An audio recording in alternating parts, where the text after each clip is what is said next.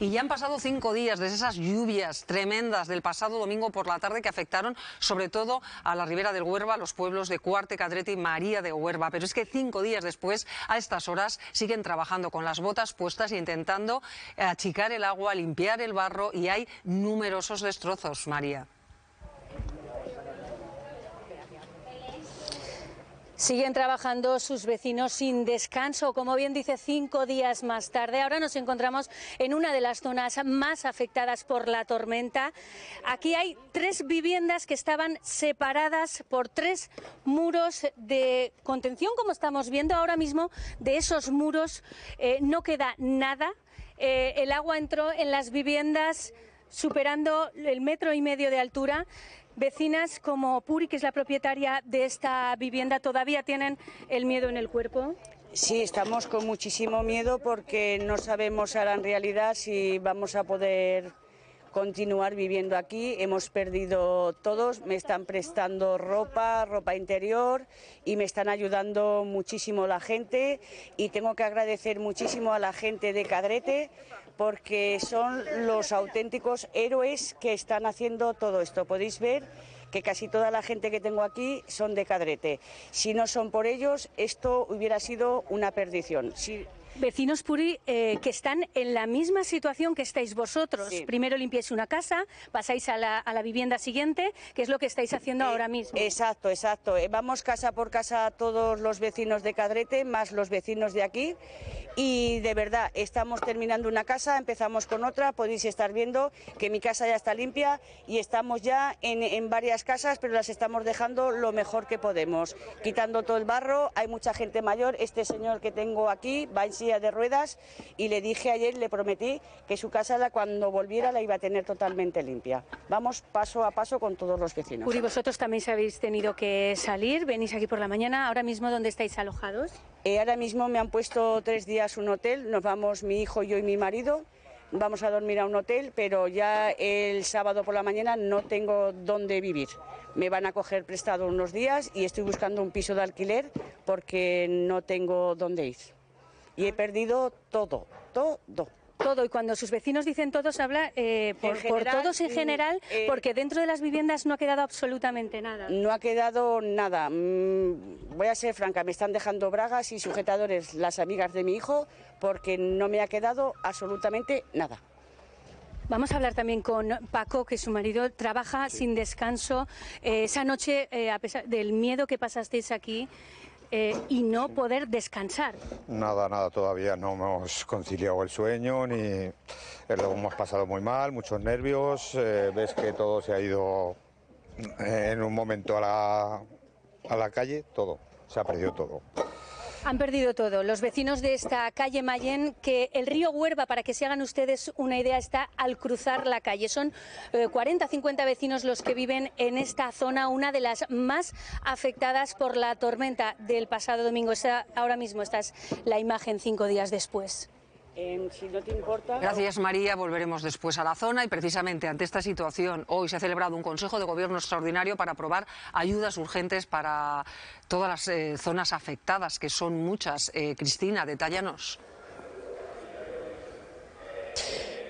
Pues sí, así es. Lo que se ha hecho esta mañana es aprobar las medidas urgentes y extraordinarias que se están tomando y que se van a llevar a cabo para paliar los daños de las lluvias torrenciales del pasado domingo, pero este decreto incluye también las lluvias torrenciales del 31 de agosto. La novedad es que este va a ser un decreto paraguas que servirá también para episodios meteorológicos futuros, es decir, que cada vez que suceda algo así no sea necesario volver a redactar un decreto, y de esta forma explicaba Roberto Bermúdez de Castro, el proceso sea mucho más ágil. Ha explicado el consejero de Interior que todavía no están evaluados los daños de estas últimas lluvias torrenciales y que se le ha pedido al Gobierno central que declare la zona afectada gravemente por una emergencia de protección civil, algo que haría que el Gobierno de España pues asuma, ha dicho, como suele hacer en casi todas las ocasiones, asuma la mitad de los daños de esta crecida.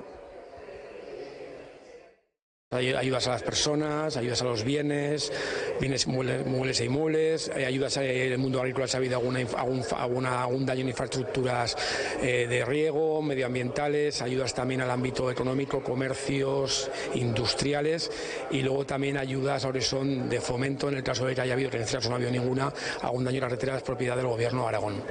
Lo que hemos hecho también un cambio importante es este decreto ley que aprobamos ahora, no lo haremos ya más cuando haya riadas, si lo que hacemos es un decreto paraguas, que cada vez que haya una riada, pues ya con este documento que hemos aprobado ya vale para hacerlo de una manera más ágil. Bueno, pues estas son las ayudas anunciadas por el Gobierno de Aragón, también se dirigen al Gobierno central y luego pues están las personas afectadas que no saben bien a quién dirigirse ni cómo buscar dichas ayudas. Vamos a hablar con Óscar Sanz, él es el director técnico y de siniestros de Calibo, de una correduría de seguros. ¿Qué tal? Bienvenido. Hola, buenos días. Buenos días. A ver, es que claro, esta situación es la siguiente, independientemente de las ayudas que se ofrezcan por parte del Gobierno de Aragón o que se declare por parte del Gobierno central zona catastrófica, hay empresas que también están recibiendo orientación por parte de la pequeña y mediana empresa, pero luego hay particulares en los que además llueve sobre mojado porque ya sufrieron los efectos de la riada de 2023 y no saben si eso lo va a cubrir su seguro, qué pasos deben dar o qué pueden esperar de las compañías de seguros. Óscar. Correcto. En primer lugar, hay que mandar un mensaje de tranquilidad en ese sentido, y es que cualquier empresa, cualquier persona física que cuente con cualquier tipo de seguro de daños sobre sus bienes inmuebles va a tener cobertura. En este caso, cobertura del Consorcio de Compensación de Seguros, dado que estamos hablando de daños por inundación, daños que se han producido, en este caso, en su totalidad, por el desbordamiento del cauce del río Huerva. Por tanto, ¿cómo, aunque algunos de ellos lamentablemente tienen experiencia porque les ocurrió lo mismo en la pasada riada, cómo deben gestionar esa petición de ayudas, por ser un poco prácticos? Hay dos vías fundamentales. Hay una que yo la establecería como prioritaria y es acudir al corredor o al agente de seguros que esté gestionando las pólizas. ¿Por qué?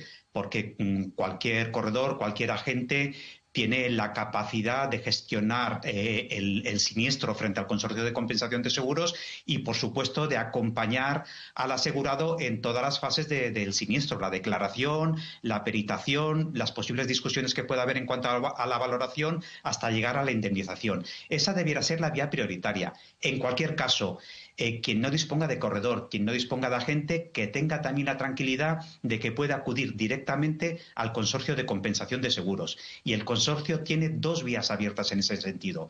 En primer lugar, un teléfono y en segundo lugar, se puede declarar el siniestro a través de la propia web del Consorcio de Compensación de Seguros, que tiene un área privada a la cual se puede acudir bien por el sistema clave, bien a través de DNI electrónico. Porque todo este consorcio de seguros asumiría, bueno, daría una indemnización y tendría en cuenta todo tipo de daños. Hablamos de coches, hablamos de casa, hablamos de terreno.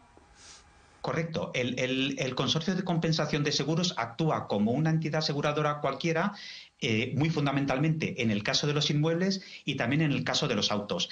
Así como decía hace un momento que en el caso de los inmuebles es imprescindible que exista un seguro de daños, en el caso de los automóviles cualquier tipo de seguro, incluso un seguro a terceros, el más sencillo, incluye una cobertura de consorcio. Es decir, cualquiera, en el caso de los vehículos, cualquiera que tenga contratada una póliza de seguro de cualquier tipo, tendrá indemnización por parte del Consorcio de Compensación. ¿Y qué pasa con los seguros de hogar en este caso? Exactamente lo mismo. Los seguros de hogar son seguros de daños. Todos los seguros multirriesgos los consideramos seguros de daños, incluyen una cobertura de consorcio y se debe seguir este trámite de declaración del siniestro al consorcio para poder ser indemnizado. Por su experiencia, ¿cuánto tiempo tarda en llegar? Porque hay personas que es que lo han perdido todo, entonces necesitan que las ayudas lleguen cuanto antes, o las ayudas, o en este caso la compensación o la indemnización. Está claro. Hay un momento inicial que es verdad que es complicado porque realmente el consorcio, como suele ocurrir en estos casos, se colapsa por las llamadas y por las declaraciones y es cierto que esos 3 o 4 primeros días son complicados porque el consorcio tiene que ir seleccionando los peritos con los que va a trabajar, asignando zonas, etcétera, etcétera. A partir de esos 3 o 4 días, las intervenciones de los peritos se van a producir de forma inmediata y yo me atrevería que en los temas sencillos, en los temas de viviendas que no tengan una complejidad económica mayor, como puede ocurrir con las empresas, en cuestión de semanas los temas tendrían que empezar a quedar resueltos.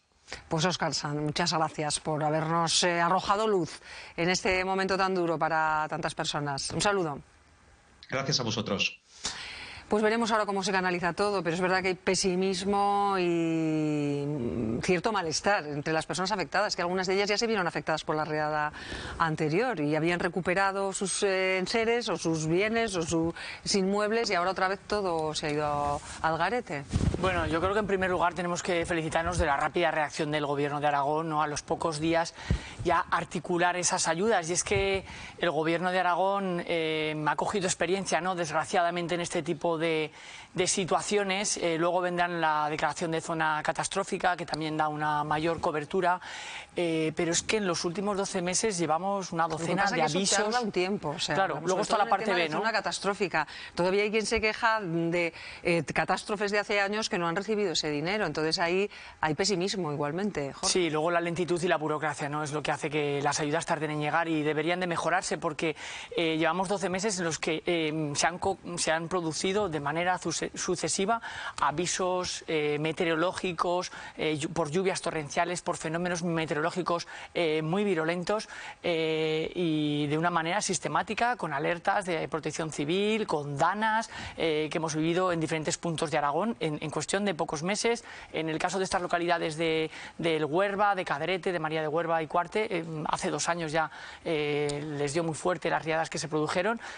Creo que debemos de analizar lo que está ocurriendo, y esto tiene un nombre y se llama crisis climática, emergencia climática provocada por el calentamiento global, y ante esto yo creo que no vale mirar hacia otro lado. Vemos como el Gobierno de Aragón trata de adaptarse ya con un decreto paraguas para este tipo de situaciones, y debemos de reaccionar y dejarnos ya de disquisiciones, porque lo que antes era una amenaza de futuro estamos viendo que está siendo una realidad. Y lo estamos viendo en nuestras propias carnes. Y ante esto no valen negacionismos, ¿no? Porque la evidencia científica está ahí, la evidencia de las catástrofes que están viviendo los territorios está ahí. Hay que actuar, ¿no? Adaptarnos a las situaciones, planificar mejor y dar mejor respuesta ante las afecciones. Y en eso también creo que es pues que la burocracia de las ayudas de zona catastrófica pues sea mucho más ágil, ¿no? Para ayudar a las personas que se han visto afectadas. Solo que planteo una cosa, bueno, y rápida, porque además tenemos que enseguida publicidad, Adriana, Pilar, lo que ocurre es que se arreglará todo esto, pero es que puede volver a pasar, o sea, es que entonces que claro, hay que tomar otro tipo de decisión, ¿no? Sobre todo claro, es que en algunos casos está esas viviendas cerca del cauce o en el propio cauce, es que va a volver a pasar. Claro, ¿no? Yo creo que, o sea, estando de acuerdo en lo que hablamos de la crisis climática, yo creo que ahora hay que centrarnos en esto, es verdad, eso es evidente, pero y en esto hay dos cuestiones. Una es la velocidad y la otra es la profundidad. El decreto tiene que ver con la velocidad. Lo que hablamos de los plazos y la inseguridad tiene que ver con la velocidad. Hay que actuar con velocidad, pero es que también hay que actuar con profundidad. En ese sentido, esa parte permanente del decreto, pues es verdad que nos abre una puerta de esperanza, pero es que no solo valen estas ayudas, es que hay que actuar en prevención, que es lo que estás diciendo, Miriam. Es decir, si vuelve a pasar, si el cauce está así, si es lo mismo, las ayudas de ahora, eso va a ayudar a la velocidad de la reconstrucción, pero no a la profundidad de la solución del problema. Y yo creo que eso nos lo tenemos que tomar más en serio. Pues ahora hará falta un refuerzo de las infraestructuras, pero esto no es mala suerte. Lo que nos está pasando en Aragón, yo no he dicho que sea mala suerte, digo que hay que actuar en profundidad. La dana que pasó en Tarazona, las riadas en Campo de Belchite, sí, las 3 fenómenos adversos que hubo a principios de septiembre en toda la zona de la Litera con granizadas que no se habían visto nunca. Pero yo no digo que sea mala suerte, digo que es innegable el cambio climático, pero que hay que... Esto no es mala suerte, esto se llama cambio climático y tenemos un partido político que se llama Vox que lo niega y lo cuestiona y que incluso lo utiliza como moneda de cambio para aprobar los presupuestos del Gobierno de Aragón del Partido Popular. Por tanto, hablemos con claridad y dejemos de negar la evidencia científica y la realidad de los territorios. Pero yo creo que aquí no lo hemos negado nadie. Yo no digo que lo niego, pero quiero poner ahí el foco porque sí, pero parece... más allá del foco y de reconocerlo, además hay que hacer cosas en ese reconocimiento. Y eso pasa no solo por las ayudas, sino por infraestructuras posteriores. Revisemos las infraestructuras porque es evidente que algo está pasando. Bueno, y por parte de algunos empresarios de los polígonos están convocando una protesta para más adelante adelante en octubre, creo que el día 19. Porque el año es tremendo. Para decir que, por favor, soluciones ya. Bueno, como profesora voy a hacer una conclusión del debate de Adriana. Yo creo que estamos de acuerdo. Voy a hacer la conclusión de la profesora. Primero, la rapidez en las ayudas es fundamental. Para eso hay que armar políticamente y jurídicamente cómo ayudarles. Primera cuestión, rapidez. Segunda cuestión, eficacia. Es decir, que la rapidez se convierte en eficacia, que lleguen, porque es una demanda clara y evidente por parte de los ciudadanos.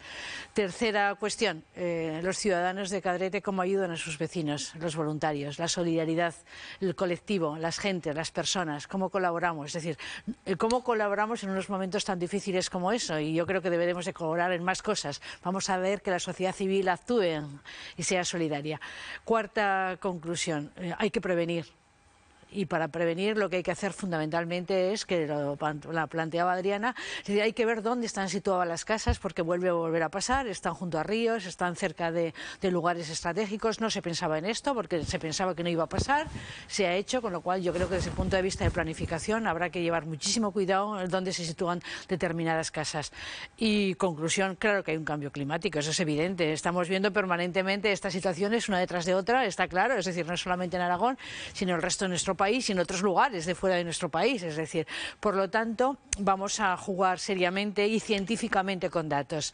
Es decir, si no hacemos las explicaciones y las valoraciones para que los ciudadanos lo entiendan con datos, pues puede que acepten el bulo permanentemente de Vox. Estamos jugando siempre con datos absolutamente manipulados. Ahora hay un dato absolutamente manipulado, lo que está pasando con el tema del aborto en Madrid. Es decir, un disparate desde el punto de vista de una manipulación. Pero es que manipulamos permanentemente los datos. En eso hay un partido político que lleva razón, Jorge, es absolutamente experto.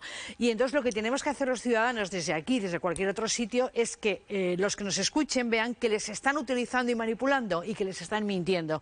Que existe una situación que no es la que ellos dicen y que hay unas pruebas científicas y unos datos que demuestran que lo que ellos dicen no es cierto. Y yo creo que ese es el papel un poco de los medios de comunicación y nuestra en este caso.